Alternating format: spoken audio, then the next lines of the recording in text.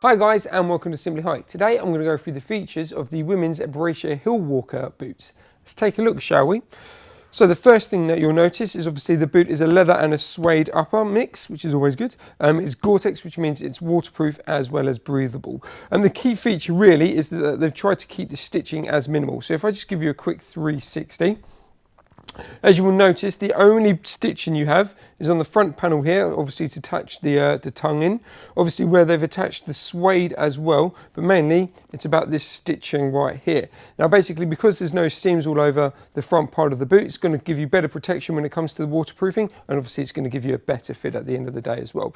Obviously you do have an additional bit of suede on the rear there, and that's just to give you more protection on the hill. Right, let's take a look at the entry point now, shall we? So if I undo the laces. So the first thing that you'll notice is that the entry point is nice and wide. So if you ever do have a wider foot, this is going to be nice and easy for you to get on and off. As well as if you have the thicker socks for winter walking, you should be able to get this boot on with ease at the beginning and at the end of the trek. Now, you have nice padding as well on the inside of the boot, as well as in the tongue, yet again, giving you the best sort of comfort that you need.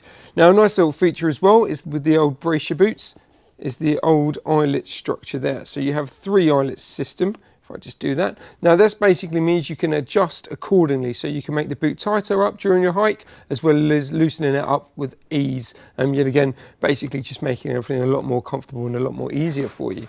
Right, so let's take a look at the sole now. So the sole itself is a very standard sole, but it's got great grip and it's got great variation. As you can see, the different types of depth and variation in the sole basically means pretty much any sort of terrain it can get a grip, and it will, will hold it as well.